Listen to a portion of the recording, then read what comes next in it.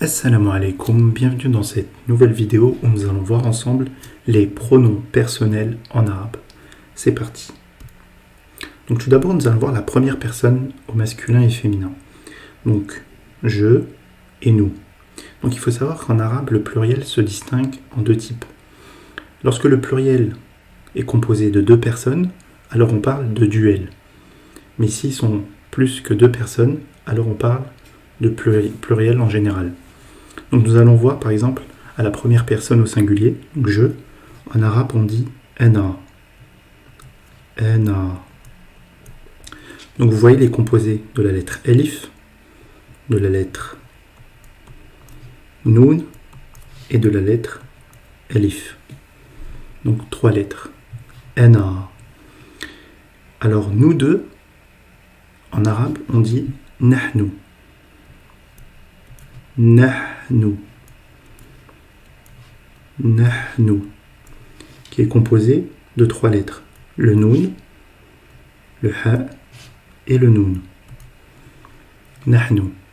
Et enfin, nous, lorsque il y a plus de deux personnes, on dit de la même façon nahnu. C'est comme le duel. Nahnu. Nahnu est composé de trois lettres. Le noun, le ha et le noun. Donc je, ana, nous deux, nahnu, et nous, nahnu.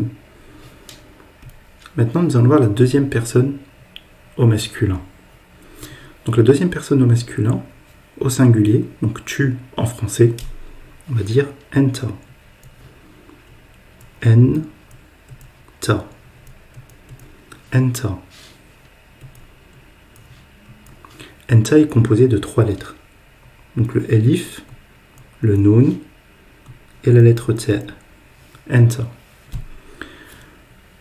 Lorsque vous avez deux personnes à la deuxième personne au masculin, on dit entuma. En, tu, ma.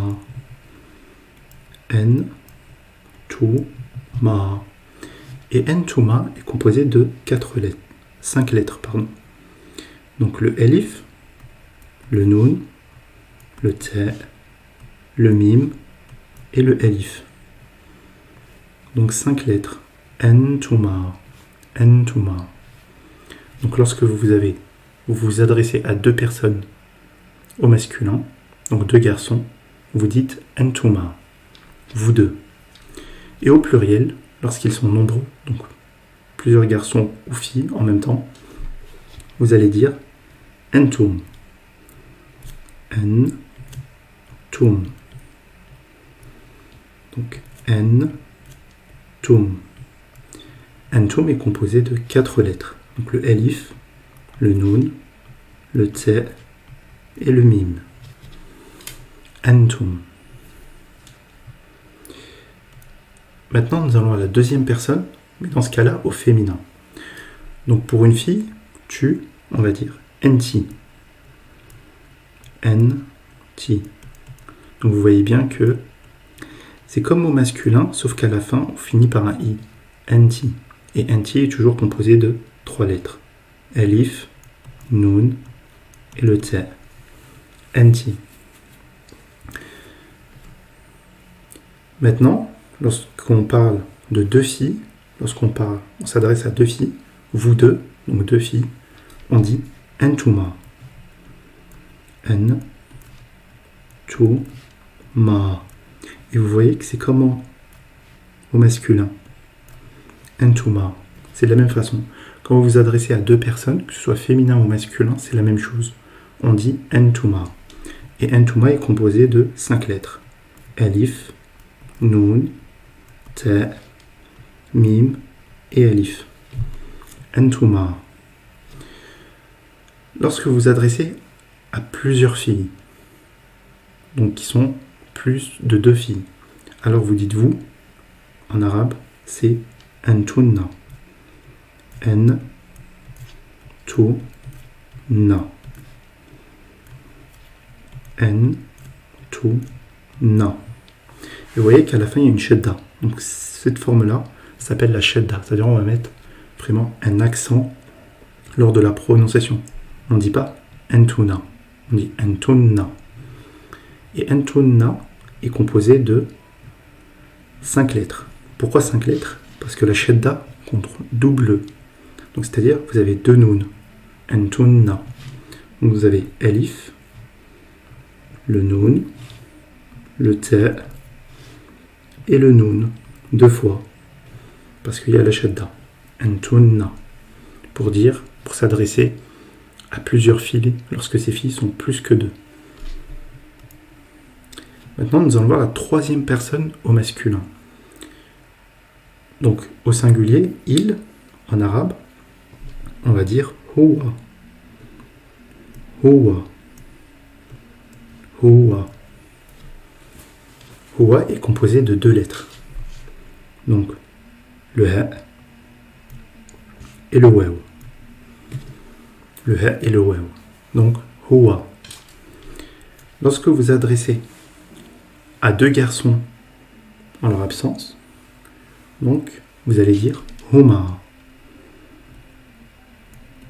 Huma. Huma. Et donc huma est composé de 3 lettres. Donc le ha, le mim et le alif. Huma. Huma, donc c'est 2 garçons. Lorsque vous adressez à 2 garçons qui sont absents. Huma. Lorsque ces garçons sont plus que de 2, alors on va dire hum. Hum. Donc il, au pluriel, en arabe, on dit hum. Et hum est composé de 2 lettres. Donc toujours le ha et le mim.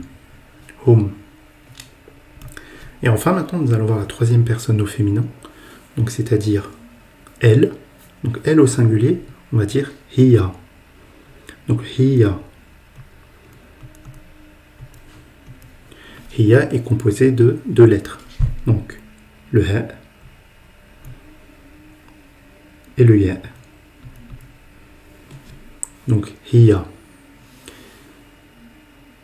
Maintenant, quand c'est 2 filles, vous vous adressez à 2 filles en leur absence, lorsqu'elles sont 2, vous dites huma. Huma. Et huma, vous le voyez, c'est comme lorsqu'on a vu avec le masculin. Donc lorsque vous parlez à 2 personnes absentes, que ce soit féminin ou masculin, c'est toujours huma. Et donc huma est composé de 3 lettres. Le ha, le mim et le alif. Huma. Et enfin, on va terminer avec elle au pluriel. En arabe, on dit hunna. Hunna. Et hunna a une shadda à la fin. Donc on ne dit pas huna, on dit hunna. Hunna veut dire elle, au pluriel. Donc quand elles sont plus de 2 personnes. Donc hunna. Hunna est composé de 3 lettres.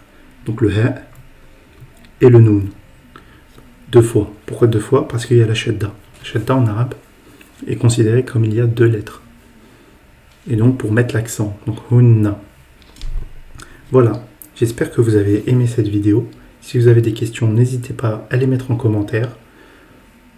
Je répondrai avec plaisir. Je vous remercie et je vous dis salam alaikum.